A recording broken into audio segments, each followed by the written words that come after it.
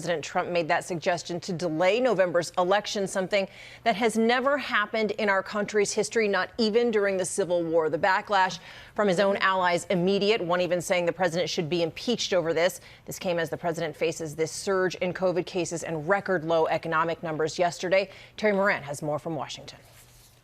As virus cases surge and as poll numbers plummet, President Trump put forth an unprecedented suggestion. Tweeting, with universal mail-in voting, 2020 will be the most inaccurate and fraudulent election in history. It will be a great embarrassment to the USA. Delay the election until people can properly, securely, and safely vote. I don't want to see a crooked election. But there's no evidence that mail-in voting leads to widespread fraud, and the president has no power to delay the election. That would require an act of Congress. Even Trump's staunchest Republican allies quickly, firmly, and publicly dismissed the idea.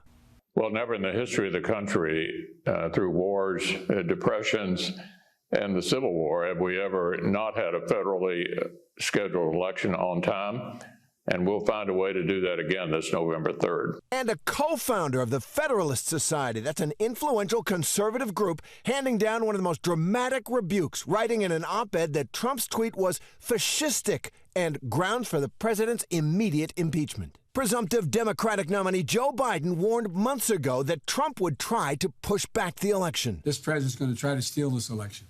This is the guy who said that all mail-in ballots are fraudulent, voting by mail, while he sits behind the desk in the Oval Office and writes his mail-in ballot to vote in the primary. The president is now backtracking, but still suggesting a delay in returns on election night would discredit the results. I don't want to delay.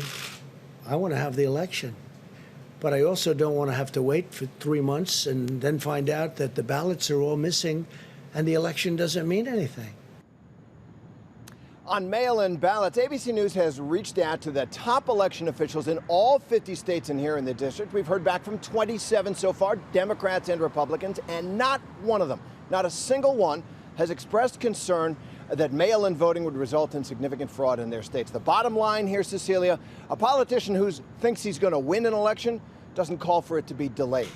Yeah, exactly that, Terry. They are clearly feeling the pressure. We're less than 100 days out from Election Day. The Trump campaign now looking at a shift in strategy.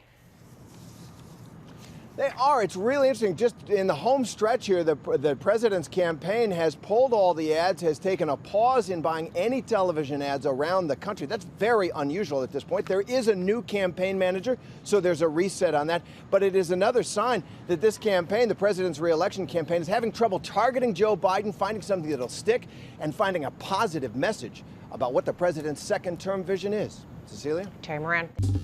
Well, hey there, GMA fans. Robin Roberts here. Thanks for checking out our YouTube channel. Lots of great stuff here. So go on, click the subscribe button right over here to get more of awesome videos and content from GMA every day, anytime.